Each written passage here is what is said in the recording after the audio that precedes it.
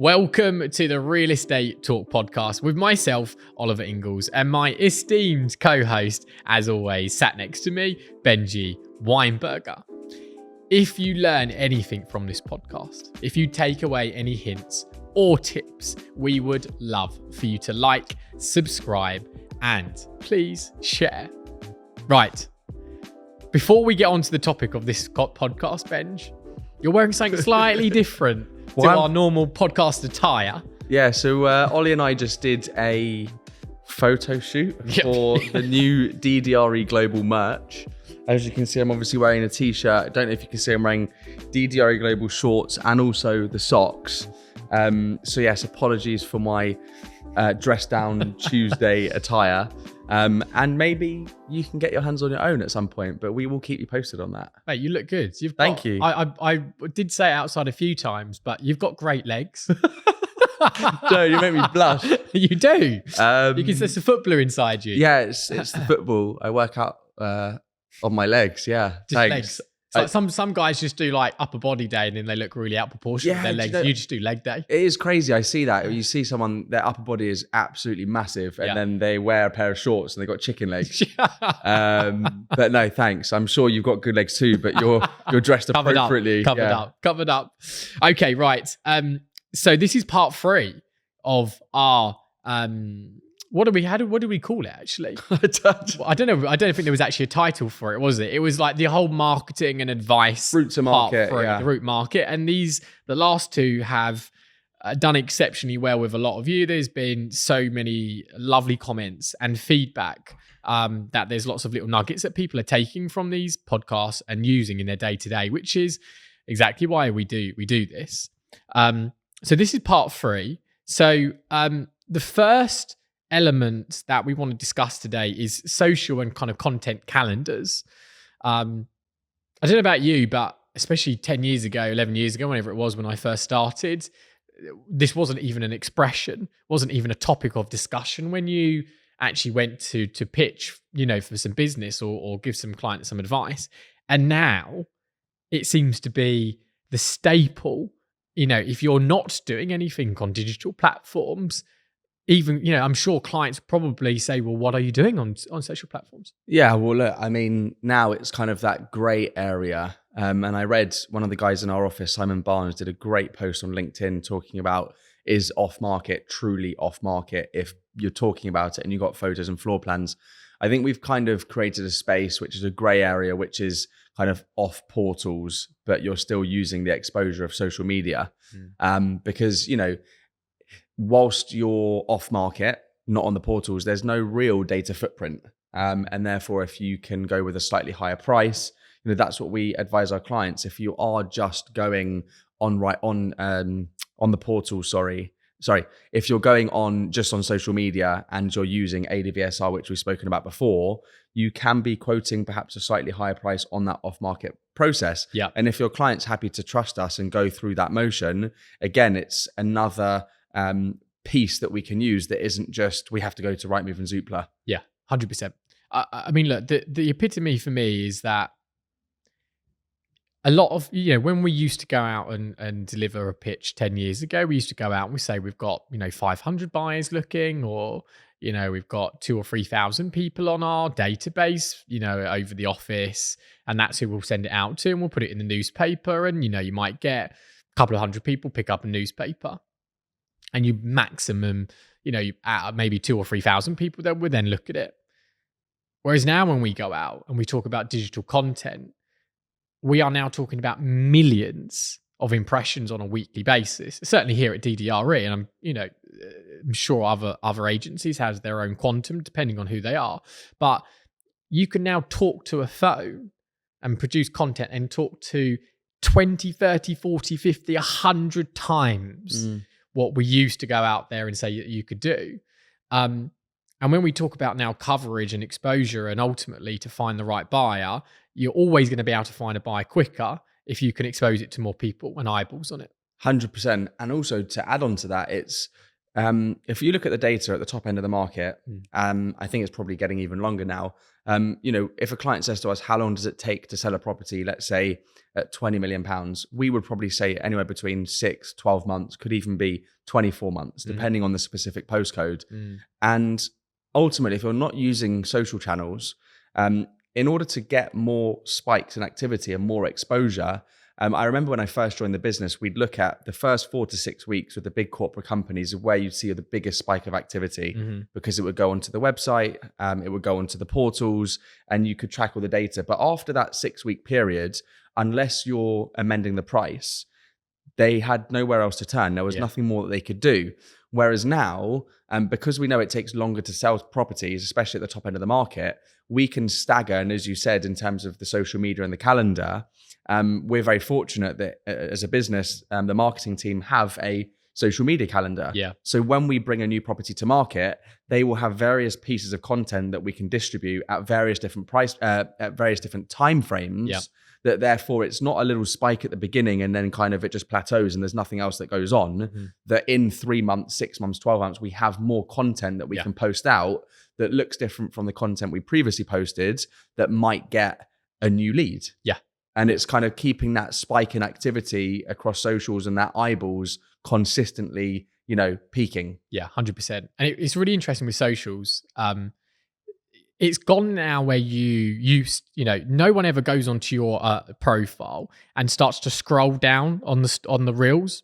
You see the first kind of, dashboard, I forgot what it's called, the first grid, that's it, but you rarely now start scrolling down. So like you said, you have to be able to for that the lifeline of marketing now. You have to have different pieces of content, whether it be stories or reels for Instagram, posts on LinkedIn, which again, you change the dialogue and you change the tone, TikTok, Snapchat, you have to have so many different elements, because if I post something today on Instagram, by tomorrow, everyone's forgotten. So then I have to do it again in 2 or 3, 4 weeks time. And it's a renewed vision and a renewed set of eyeballs that are going to be watching it every one time. And then again, to further enhance that, you've then got, and this is where we talk about agents and picking where they work and what does that brokerage or company offer to me. When I bring on a listing, I can share that listing with agents within the business who can come and film their content. And then so not only am I posting my content on LinkedIn, TikTok, Instagram sporadically over a period of time to make sure I'm getting all those different peaks at different times, you're also doing it for me. Yep. Jess is doing it for me. Aisha's doing it for me. And I'm going with Aisha next week to do a walkthrough of one of my new listings. Yep. And she's going to be posting that on her social channels. And, I think there's companies that aren't set up in that way to work in that environment. And we're very fortunate that we have that. So again, when you're thinking about where you want to work, how far can other people in that organization distribute your content? So for example, you touched on before, in terms of the numbers and the reach that you have. So when you go to pitch, a client might say, what exposure can you give me? That number as a business and on an individual level is now really important.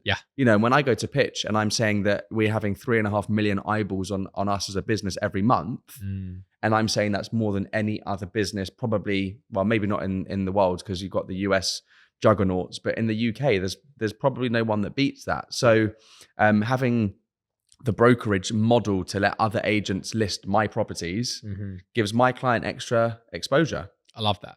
So for the people who are sat there going, okay, right, yeah, we understand it. Ollie and Benji, we have to create content for our listings and whatnot. What type of content do I create? Like what can I go and do now to action this for my clients tomorrow? Yeah. So I actually did a post on this on LinkedIn a couple of days ago. And I think people get paralyzed by the thought of posting.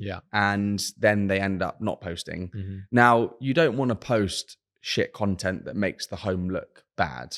That's not going to benefit anyone. But ultimately, I will caveat that by saying post. The beauty of social media is that each post in its own right is has an opportunity to go viral. And everyone is so obsessed with the, 1,000, 5,000, 10,000 followers that they have. But ultimately, the aim isn't to post for on the grid, for example, maybe your stories is very different because people have to follow you more often than not to see your stories. Yep. But if you're posting on your grid, I often am thinking I'm not posting for my followers. I'm posting to have a really good piece of content that could go viral. Yeah. That's then going to get outside of my 8,000 followers because there's 8 billion people in the world. Why would I want to focus on the 8,000 followers who already know me and are already part of my community? So I think the key is just posting and stop trying to make it so perfect. As I said, you're not going to go and film the bathrooms, and you're not going to go and film, with your hands shaking around the whole, you're going to speak to ChatGPT and say, I'm a beginner, I'm a novice, I want to film some content. What are the basic 10 top tips that you can give me? And kind of the rest I can try and do myself. 100%. And it's probably a terrible answer, but post. And trial it. Post outside of the house, then post in the house, then post in the garden, and see what kind of performs better. Do a selfie, do it of the property, and you're doing a voiceover. Trial and test so many different things. Something will click, or you'll feel more comfortable doing certain things. And then you go down that path, and that path might change. If you look at the videos that we started off doing, we never really did agent intros, and then we started doing it, and now a lot of people are doing it. 100%. I think it's great advice. And I think what's also key of what we do a lot is that we direct our audience to a landing page. Okay. And I see this a lot sometimes where people will do a walkthrough, looks great, cool, but like there's nowhere then to go to if they're actually interested to actually see the property. And we obviously stories, for example, on Instagram now, you can put the link in, click here, etc., etc. But you have to be able to drive your audience who are watching that to a location where they can see the rest of the particulars. Now, we have obviously a massive advantage with our own microsites, and we can read the data. For the people that are watching that might not have that technology, you can still drive them to your website. You can drive them to the listing on your website, so you're constantly having to be, like you said, producing content which is going to engage with a certain person, and then you drive them to the listing, and that could be your next buyer. But so can you elaborate a bit further? And this is again more probably for agents that are considering going into the brokerage world. Can you elaborate a bit more on the difference between a website and our microsites? So as a brokerage now, we obviously have DDRE's website, okay? And on DDRE's website, we all have our own landing page, so URL specific to us. And you can go on there now and you can see me. There's a video about me. There's all about my career. And we have all of our listings on there, okay? That is basically my personalized website. That is what I drive my traffic to every single day across all digital platforms, because ultimately that's my website. That's my personal website. And some people will create their own actual websites, but I think it dilutes my brand a little bit. But anyway, we'll get onto that. And so we have all of our listings. So like you said, your listing down the road at £10 million is also on my microsite, because like we just said, it offers your client more exposure. But also that gives me the possibility now to send out that link with my name and brand on it. So anybody looking at it goes, wow, £10 million home, which is super vital when you're building your career into the higher echelons of the marketplace, because you can now go into £10 million homes, even if you're not directly mandated by that client, but still have that brand recognition behind you. And that is why these microsites are so key, so key. And if you are constantly producing content and driving people back to that, ultimately you will get business from that. And I think just to add on to it as well, there's one piece that the angle that I was coming at it more was, I often see agents in corporate companies put a link to the company website. I think from that point onwards, in theory, that client is lost, because if they go and see another property and they go and inquire on another property, that lead potentially goes to someone else. Whereas when they click on our microsite and my link, and they're going and scrolling through other properties, they're currently on my link. So any property that they see that they then want to go and inquire on comes back to me, because they're browsing. It's got my number and it's got all my details. So it's a safe way for agents to be posting within DDRE those links, because it's a safe space that any lead will come back to me. Massively. So I want to touch on something which you said earlier. we talk about compounding value in terms of we obviously at DDRE get other advisors able to come into our listings and get their own content, and they post it and it hits her 10,000, her 20,000, his 50,000, etc. And it's compounding. If you're not in a brokerage and you're in an agency now sat there, do you think that you should start to think about what other businesses and professionals, not just in real estate, you could collaborate with? Yeah, of course. I mean, ultimately, you never know who's closest to the client nowadays. Yeah. Could be the taxi driver. It could be the hostess at your local members club. It could be anyone. And ultimately, when I'm given an appointment, I'm mandated to sell a property for my client. They couldn't give a shit where the buyer comes from. And therefore, it's my job to speak to everyone under the sun, no matter who they are, to give the property more exposure, to give us more chance of selling that property. So yeah, I don't think we should limit ourselves to estate agents. And I think that's a big mistake. Yeah. You know, we often talk about how coming to DDRE, we fully give you 100% access to the market. We're talking in terms of market as in not just estate agents. Because if you're limited to just estate agents, you're probably covering half the market. Yeah. Because as I said, there's so many other incumbents that are not estate agents per se. I mean, I was out with Anastasia Watson in our business last Sunday showing a super prime home. The principal was introduced through an architect. Nice.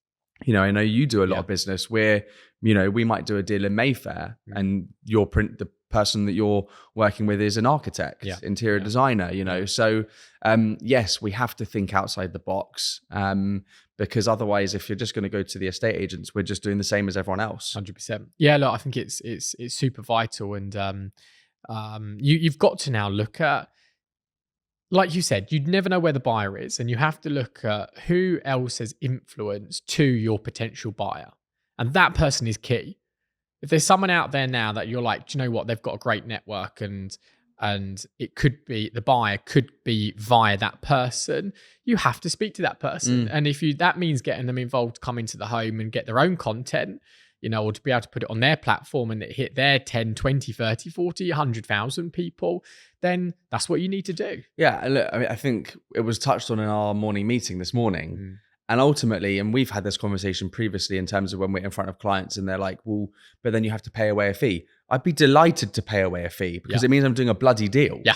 You know, when the market is shallow like it is now, I'd be delighted. And again, this is where we have to be smart and we have to be mature about it. And, you know, so often that you'll send property details to a buyer and you just get the 2 blue ticks. There's zero value that I've added to that equation there because I maybe don't have the rapport with that person. If I know someone else in the business has a better relationship with that person, or I know another agent in another company has a better relationship with that person, I might go to them and say, listen, I'm in touch with that person. Let's, you know, perhaps agree a better deal that I'm not giving you, you know, 0.75%. Maybe I'll give you 0.5% or 0.4% because I'm putting it on a plate for you. But I appreciate that there's going to be value to the equation of you delivering that message to that person. I'll make less money, but the deal's going to happen because they might receive it from Benji Weinberger because I spoke to them 5 years ago, but they might not know who I am. And they'll just, you know, they might be busy and they flick it past. But if they receive it from Jess Bishop, who they've done business together before, and when that client sees the name pop up, they'll be like, okay, I'm going to look at that. And they're like, oh, actually, this house could work for me. Yeah. And then you go and do a deal. Yeah. Do you know what? It's, and again, I know we say it sometimes, we are marketing content creators who just happen to specialize in real estate. Yeah. Like, yes, we have the strategy behind it. And I think, you know, from out of these 3 podcasts that we've done, you know, this is what we discuss with clients, you know, and the level of detail that it goes into it rather than just, we put it on social media, we'll do a walkthrough and we'll send it out to everybody. Yeah. And look, I do think a large portion of it, and it's probably a part 10 for whenever we'll actually get onto it, is fees. Yeah. You know, I do think we are very good at showcasing how the market operates now and how it works and educating them on the fee position. Ultimately, if we're on a 1.5% fee, which I know a lot of agents in PCL will do, you can't do that. Yeah. So I think we know how it works, and we know how to pitch, and we know how to explain it to the client, that therefore the fee position is aligned. If a client says to me, yeah, I like everything that you do, but I'm not going to pay more than 1.5%, we're probably not the best agent for you, because our model and our ethos of how we operate can't work under those fee positions. Yep. So I think because we know how it works and we know how to pitch it to clients, and then the clients that want to work with us understand, we're in a position to think, I can pay away a fee because my fee position allows it. Yep. And my client then appreciates that they're getting more exposure. And if you're paying away 0.5% for a £10 million asset, and you're, having to pay another £50,000 at that price point, people increase in offers of 250,000. So, the value is there. And it's probably a topic for, fees another day. 100%. Right. I'm going to ask you a question. And we've all been posed this question by clients. A client says, well, Ollie, look, I'm sure you guys get 2 or 3 million impressions on my property. I have no doubt that you guys can do that. But let's be honest, those 2 or 3 million impressions, there's only probably 2, 3, 4, buyers across the world actually actively looking that can actually afford this home. So we're trying to find those 3 or 4, like, great 10 million people, but like, let's be honest, are there any value to us? What would you say back to that? I would say it's a great question. It's a really good question. The reality is, do we post a property on Instagram and then it goes and sells? The answer is no. Do you want us to give your property less exposure and have that 1 to 10% chance of actually having an inquiry from it? Most people would probably say yes. Yeah. If you want to be super discreet and you don't want to use social media, that's absolutely fine. We can do it on that basis. But ultimately, in a market that is so shallow like it is right now, and it's not a case that you just put it on the portals, you get an inquiry and you sell it. That's absolutely not the market we're in now. Agents have to work harder and do more to give the property more exposure, because I was actually out with an agent yesterday because I was running around with a retained buyer, and the lady, really like her, she said, I look at my stats and my data, and historically I've worked off roughly every 13 to 14 viewings, I get an offer. Now she's running at a rate of about 32. Interesting. So if you want to give your property less exposure and less chance of catching that 3 to 4 buyers that you mentioned that might be there in the ether, then we won't do it. But I'm going to be the one that's paying for the content. I'm the one that's filming the content. And ultimately, you have that final decision if you don't want to do that. 100%. But most of our sellers who understand what we do, if you want a traditional high street agent that turns up in a suit and a tie and tells you what you want to hear rather than what you need to hear, we're probably not the guys for you. We get Benji in your... Yeah, you get me in my very tight gym shorts and my socks. Yeah, I love that. But no, I would never turn up, by the way. It's like this. But you're completely right, though. These strategies. But it's a good question, by the way. It is, yeah. Because we've got people say that. Yeah. A lot of people say it was fluff. Yeah. Like what does it result in? And again, we don't go around pitching saying Instagram sells all our properties. Yeah. We're absolutely not saying that. Yeah. We're just saying it's an intermediary between the off market, i.e. very, very discreet, and the fully on market where you have just launched to the market at this date, at this price, which people don't want. Yeah. And social media is the best of the middle point. No, look, you're completely right. We have no idea where our buyers are going to come from, what platform, okay? Whether it's going to come via social or the portals or a word of mouth or a PR, publication, we have no idea. But I would rather, like you, have everything covered. And that 1 or 2% in these markets make the biggest difference, okay? We aren't in that market where you're just going to put something online. You're going to get 2 or 3 buyers and you're going to get a bidding war. We're not in that market. Yeah. We have to source buyers who probably aren't even in the real estate market looking, and also we did say before, we're not also targeting sometimes the buyer directly. We're targeting the person in the sphere of influence, and that could be, like we said before. So I'd rather have 2,000 or 3,000 great people from that 10,000 impressions and have 1,000 or 2,000 who can send it over to people and that can hit their 3,000 and not at all. And it's funny because, ironically, and just being totally transparent, we don't get an awful lot of buyers that come through social media, but interestingly, I get a lot of sellers that come through social media Yeah. because they see the properties that we're marketing and they see what we're doing differently with the video content. And they're thinking, well, my fucking agent has just put it in their shop front window. Yeah. So it piques the interest of other sellers seeing our content because we're doing things differently. And again, as I said, to repeat myself, we're not selling to our clients. It's going to just sell by putting it on Instagram, just like it wouldn't, you can't say that you're going to put it on Rightmove and Zoopla, it's going to sell. Yeah. You might, we've got some properties that are on Rightmove and Zoopla and get 0 inquiries. Yeah. Yeah. But no one questions, why do you put it on Rightmove and Zoopla? So why would it be the same with social media? 100%. But we get quite a few inquisitive sellers being like, wow, that content looks great. Can you do that with my home? Of course, 100%. No, it's great. Okay, so keeping content fresh. Now, we often see, and we've got a great team upstairs, who brief us on trends on all these different platforms every single week. And I mean, as probably the viewers have watched us on our TikToks and Instagrams and everything like that, we've had to do these trends to, well, stay on trend really. It's brilliant though, because ultimately you have to produce content which is relevant in the moment. And we know that something relevant now is not going to be relevant at 4:00 tomorrow afternoon. And that's how scary and crazy the world works with digital content. But you now have to look at what's trending to think, okay, how do I mirror that with the property that I've got to add the exposure? Because that could be then the listing that goes viral and ultimately does find find a buyer. Yeah. How hard is that? It's very hard. I mean, for me, the whole thing with content and that side of it, the more playful side in terms of what's trending, for me, it's making sure that it's on brand, because I don't want to be in my client's property dancing, doing a stupid TikTok. I don't think my client would appreciate that, especially at the top end of the market, selling super prime homes. I think there's a space for it on different platforms. You probably never would post that on LinkedIn, for example. You might post it on an Instagram story, probably not on the grid because it stays there. But TikTok might be that space for it. And again, will you sell a property from TikTok? Maybe, maybe not. You might get an inquiry. You might have an engagement from it.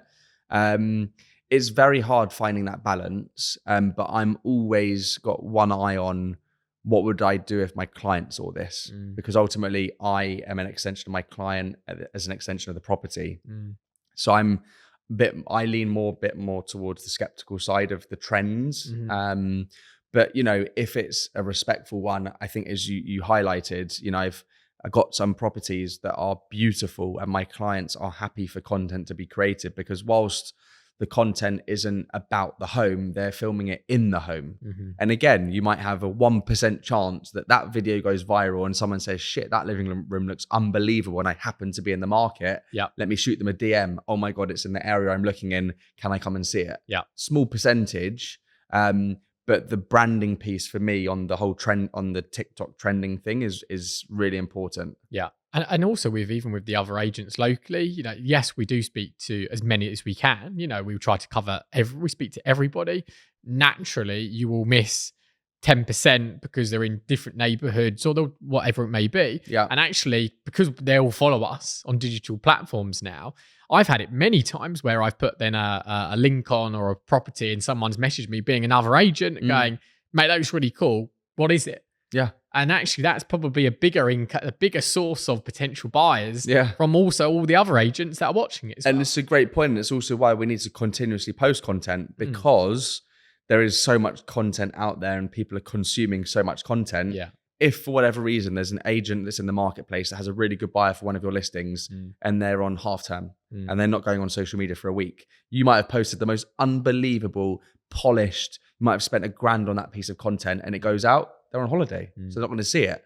But if you then post again in a week or 2 weeks or 3 weeks and they're back in the marketplace, then they might see it. 100%. So that's why you always need to continuously be posting to keep it fresh, because people are consuming so much content and it's so easy to miss. Oh, so easy. I mean, I do it when I get the training in, sometimes in the mornings, and I constantly look at what everyone's looking at. So, and it's absolutely what other people's phones. Yeah, I just watch everybody, and obviously everyone's on their phones now or on iPads. Everyone, like 95% are on their phones, and I just watching what they're on, what platform they're on, what their kind of habits are. And the amount of people now, like you said, On Instagram. yeah, or whatever it may be. And it's literally that as quick as that. Okay. As in like just constant up, Speed up, up, up, dating. up. Yeah. Up, up, up, up, up. Like, and the amount of content these people must go through just on a half an hour train journey is insane. But it's really interesting to see where people spend time. And then you can work off of what intel you've just found to make sure that your content is in those platforms. Yeah. Well, okay, so I feel like we've touched a lot now on that content calendar and social as a marketing stream. Let's get into we've got a buyer.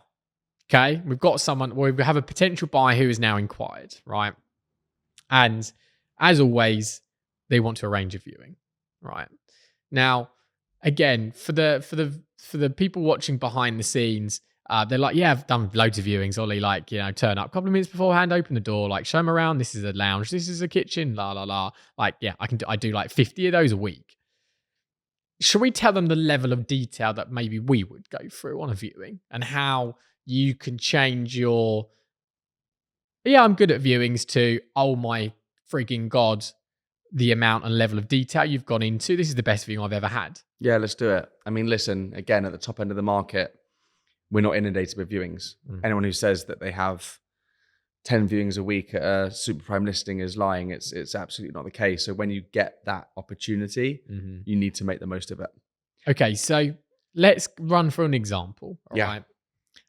Let's just say we've had a telephone conversation with a principal who has inquired to see a £10 million home. Okay. Tell us the steps of what you would start at straight after that conversation's happened. Well, I mean, the truth is it would have started before the phone call. Yep. Go on. Assuming that they've come through a Rightmove, a Zoopla, a referral, whatever it is, and you've got their name, what company they're working for, that's enough to go and start doing your research. Google, Perplexity, ChatGPT. I will start building a profile of the person that I'm about to speak to. Because for me, the first conversation, you're negotiating, organizing the viewing time. You're in negotiations. And for me, I like to try and keep in control. But yeah, before the phone call, so I can go into that phone. Listen, if you're calling someone who's a CEO of a big business, they're inquiring on a very expensive home, you probably don't have that much time in that first phone call before you meet them. You might have 5 minutes, if you're lucky, 10 minutes maximum, because they're super, super busy. So I want to go into that call knowing as much as possible so I can either revalidate it, because a lot of my job is qualification. If I'm taking someone into my client's home, I need to be able to say to them, hi, can I do a viewing at 2:30 on Thursday? And by the way, this is the profile of the buyer. Yeah. Because if they turn around and say, sure, who's the buyer? And I'm like, don't know too much about them, I look stupid. Yep. So I'll try and revalidate as much on that phone call that I found on the internet, and then we'll go into that phone call and we'll ask, probing conversations as open-ended as I possibly can. I never try and ask, closed-ended questions that would give a yes or no answer, because then it feels like a questionnaire and it's not a nice flow to the conversation. So we'll always try and open-ended questions. I personally like doing more of that in person when I'm on the viewing, and you can see them, you can shake their hand, you can look them in the eye. It feels a bit more natural than doing it over the phone, but I'll try and get as much on the phone as possible from open-ended questions. Yeah, love that. I mean, it's quite surreal now how, and again, we're obviously building the tech here at DDRE, but using Perplexity and Claude and ChatGPT, how much information you can find out about one person. It's scary in a way, but it's the way the world's going. You either embrace it or you don't. Ultimately, if you're a good person and you put positive vibes out, you shouldn't really be worried about what info is out there on you, because you know what can they find. But the thing that I forgot to mention, but again, all these apps can help you, is we're dealing with people from all around the world, different nationalities, different cultures. Loved the story that you said, you were out with an East Asian buyer, where in that culture it's very respectful to give a gift, and in between a viewing tour you went and gave them a gift that you found from doing research on these websites. I think that's super powerful, because if I'm on the phone to a specific buyer from a specific country, they might find it offensive Mm, if I ask them for proof of funds or where they've made their money. mm. That might come at a later date, and if I ask that before they even booked the viewing, organize the viewing, they would probably hang up and they Yeah. wouldn't want to engage with me. Yeah. So it's those small things as well before the phone call that I have. Mm. If I put into Perplexity or ChatGPT, this is the profile of the buyer, this is their nationality, this is their religion, that I found from the internet. Yeah. What pointers can you give to me? Puts me in a better Step position. ahead. Yeah, and that's not me being a better agent. Yeah. That's me using the sources around me Yeah. to guide me. Yeah. And then obviously naturally you then learn and you pick those things up. Yeah. But even actually for the, I mean, it's like we, in our markets, we are dealing with people from around the globe, different religions, different demographics. For the people watching who are like, yeah, I, work out in the home counties and it's really normally just a buy around by me. There is still so much more that they can do. Like you can find out nowadays what kids they've got, how old they are, how old the kids are, what schools they go to, what football team that they like, what they like doing in their spare time. And you start to think you can go into a viewing almost knowing where to spend more time in the house because it's more beneficial to them. Yeah. If you know that, the daughter's 1 year old, you're going to maybe want a bedroom closer to the principal bedroom, and that could be that room. And, they know that they've got a dog and actually you might talk about the garden, etc. They might be a big bike fanatic. And actually then you're probably going to spend a bit more time in the garage showing the mister where he can hang up his bikes, etc. You're feeding into what you already know that will sell that house to them, and really bring out those benefits. And trust me, if you just go into it normal, handed of this is the lounge, this is a garage, by the way, you don't build up that connection. Yeah. And that's the difference between a door opener and a storyteller. Yeah. Because when as you said, when you can attribute their needs Yeah. to the requirements of the home, you're not really selling, you're problem solving for them. Yeah. And that's only something that I've really been empowered with being around amazing people at DDRE and understanding that. Because before I was a salesman, I would go in and I would square footage, asking price, service charge, lease length, bedrooms. I remember when I first started, I would have a kind of like facts sheet of the property. Before I would go to each property, I would learn it all, when I was 21, 22, and no one knew more about the property. But ultimately, I didn't know anything about the person I was selling it to. 100%. So I can go down this whole fact sheet and be mis-selling because, their requirements are slightly different. Whereas now, as you said, you will say, if there's 3 bedrooms on the first one, they got 2 kids, great. You'll be on this room, the kids will be on that floor. Nanny, housekeeper could be upstairs. And then you start saying things that get them thinking about them living in that property. 100%. And I think that's the difference between a salesman and a advisor. Yeah, I get it. And one other thing that I've been doing now for quite a few years is, normally when you've finished a tour, you show them around the house. It's like, cool, that's it, guys. If you've got any questions, feel free to ask. But now I always try to end the tour again in maybe the main reception room or one, probably the best house in, the best room in the house. And I will actively say, take a seat. Yeah, please sit down. Just, we bought maybe a 2, 3, 4,000 square foot house. Come and sit down, take your time. And they sit back and they relax for a little bit, and you can start to have a really nice conversation. You're probably talking at that time about something else. You're probably onto their topics of what they love doing best or where they're going on holiday or what their job is. And you'll talk about whatever it may be. And then suddenly you're sat there for another 10, 15, 20 minutes, but they start to feel comfortable. They start to feel that actually, do you know what? Yeah, I could imagine myself sat here having discussions with my friends and whatnot. Whereas at the end, I used to just, there you go, guys. If you've got any questions, you want to come back at another time of day, just let me know. But actually, you have one opportunity. Yeah. Sometimes in a week, 2 weeks, 3 weeks, 4 weeks to really maximize that hour that you're with them. Get them feel relaxed. And it also don't rush it. And it also builds that rapport between you and them. Massively. Because most agents probably wouldn't do that. Of course. And then you're sitting and you're having a conversation with them in their potential new home. Yeah. And you're just building rapport. Yeah. And we call it, it's like our time to perform, isn't it? We talk about footballers, they train all week and then they've got a 90-minute match, Our viewings is our performance. Yeah. That is our main point now. We have got the opportunity to find a buyer for our client's home. Yeah, absolutely. Okay, let's talk about another thing about viewings. Times of day. Okay, times of day that you do the viewings, whether it be weekends as well, evenings. I think we've discussed on it slightly at some point in other podcasts, but what level of detail do we go into when it comes to actually arranging a viewing for a specific time and day? We look into the minutiae. We really drill down. I think it's important, as you said, you might not have that many opportunities to do a viewing at one of your listings, at a super prime price. Ultimately, you would look into wider factors. So, for example, the house that I'm selling in Highgate is literally on the road where the closest access point to Highgate School is. So I know anywhere around 9 a.m. in the morning, and I've experienced it because I moved into the house that I sold for a 2-week period, and you would come out and it's chock-a-block. Yeah.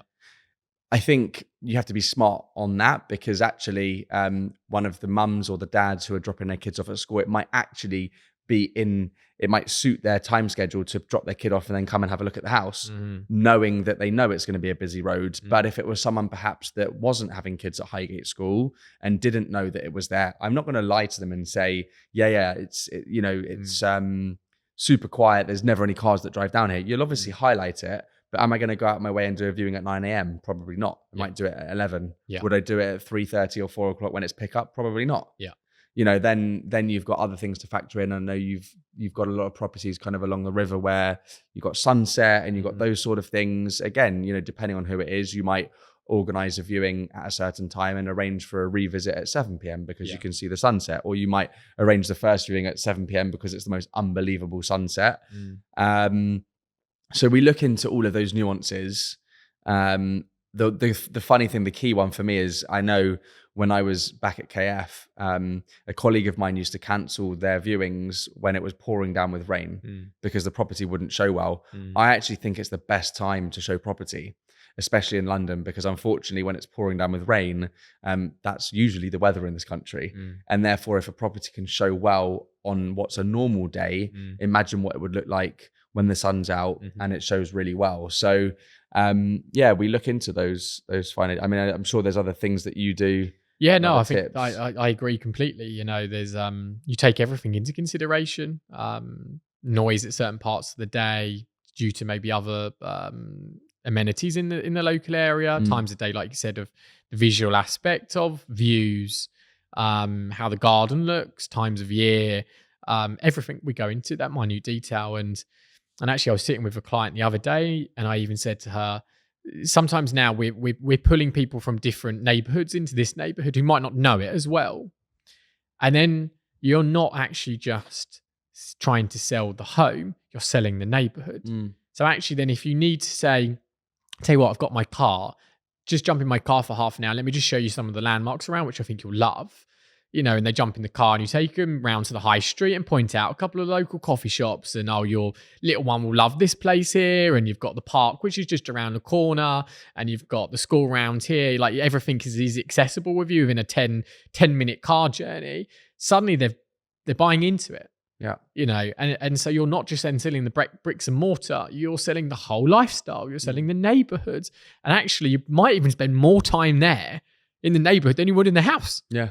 So, we have selling a lifestyle. You have selling a lifestyle. So we have to go beyond this whole, this is the house, this is the living room, this is the reception. Oh, it's got lovely windows like that. Your door opener. And anyone can do that. Anyone can do that. And I think when you really start to, really get into the detail of everything we've gone through for the last 45 minutes or whatever it is, and you're telling clients this, they will soon start to realize you're not like a normal estate agent. The degree that I have a much higher opportunity percentage-wise to sell via you than I would with the other guy or the lady down the road. Yeah. Spot on. Okay, we've got some quick fire questions to finish off with. I think, again, that was a couple of really cool topics, and I'm sure people have listened. But so there were some questions asked. And it's just me and you today, so we're actually going to ask them on each other rather than obviously our guest. I'm going to go first. Sure. Okay. In 3 words, Benji, how would your friends describe you? Oof. How would my friends describe me in 3 words? Annoying, unfunny, no, kind, caring, and workaholic. Love that. Nice. What 3 things would you take on a deserted island? Oof, good question. What 3 things would I take on a deserted island? Are you allowed to say you're mobile? Yeah, Because ultimately I can then stay in touch with anybody I want whatever around the world, or they would run out of battery, especially the iPhones. It'd be gone. So by then, would you 6 take a PM. charger? Is there electricity on the island? I mean, We're getting into the minutiae. details. Right, so I would definitely take a communication advice so I can speak to all my friends and family. I would take football, definitely just to keep me sane. And I would take a blow up double bed. Like I would never be able to sleep on like the floor somewhere. So you that seems quite. You wouldn't take your missus and you wouldn't take your son. Oh, I'm allowed to do that. Well, 3 things. Oh yeah, well, sorry. Now I've gone from mobile football and a bed And a blow up bed. Tell you what, it sounds a bloody good holiday. This. Right. Okay. Gosh. What is something that you've learned recently? Oof, great question. I learned something really, this isn't quickfire. I learned something really interesting yesterday overhearing your conversation with Daniel. I'm not going to say what property it was, but there is a very expensive property that you have potential interest in. And talking in terms of numbers, Daniel said to you something along the lines of, because you were asking for guidance of where to get the buyer to start with his offer. You were saying late 5s, 50s. And he said, no, you want to psychologically start with a 6. Because if you start late 50s, and then you get to that hurdle of the 6 number, it can often become a barrier. Yeah. So you would advise to either start with the 60 or early 60s with a view to close mid 60s. Yeah. Whereas if you start mid to late 50s, it's hard to then get over that. Yeah. I've never sold anything at that level. Yeah. And it was fascinating hearing that. I think you can probably really attribute that at the lower levels as well. Yeah. But that was something I learned yesterday. Yeah, that was brilliant advice. And I think that's what is also super key, whether or not you've been in this industry 10 months, 10 years. I was going to say 10 decades, but that's a long time. That's a very long time. That's a very long time in the industry. You can keep on learning and actually asking the people around you, like, how would you deal with this situation, or what would you do? And then like that is super key. But if I wasn't in the office, wouldn't have heard it. True. Netflix and chill. Yep. Or cinema and dinner. Cinema and dinner. I used to love going to the cinema. Like before Alfie, me and Alex had that Cineworld membership, whatever it was. Okay. You pay like £20 a month, and we would go like one or two times a week, mate. I used to love the cinema, and I feel like now the problem is with Netflix and everything else. Like actually, nothing's really on at the cinema anymore. So, but yeah, you got to go out. Love a bit of Netflix and cinema and dinner, definitely. Okay, last one. Okay, if you were going to get your nails done, what color would you go for? That's a curveball. That's a curveball. We should stop putting people's names on this of who sent that in. I would go so many different funny answers. French manicure. French manicure. Yeah. It did actually say colour, but you've obviously known about this French manicure business. I mean, super quick with answering that. I think isn't that a colour? I don't know. Okay, if it's a specific colour, I would go with red. Red, yeah. I knew you'd do red. That. Right, last one. If you were going to work or have another career, what would it be outside of real estate? Oh, good question. Outside of real estate, I think when you get into the field of advising clients, you kind of get addicted to it. Okay. And I think I would be an advisor, but I would do my friends that down at Sunseeker, spending a bit of time with them and the yachts, they've got a very similar role to us, just in yachts rather than houses. So I could see myself probably working, for Sunseeker or something like that, selling luxury yachts. Nice. So it wouldn't be too different. Or a footballer, but I probably couldn't make it. Good at Ipswich. Yeah, probably could. Nice. Guys, thank you ever so much for watching. We hope you have found this again super interesting. Love to hear your comments. A lot of you have been speaking to us individually, DMing us which has been lovely. But if there's anything else that you want on the next podcast, then please do let us know. Ideally, me in a pair of trousers. Ideally, you in a pair of trousers, Benj. And we will see you on the next podcast. Look forward to it. Speak you soon. Speak you soon. Speak ya.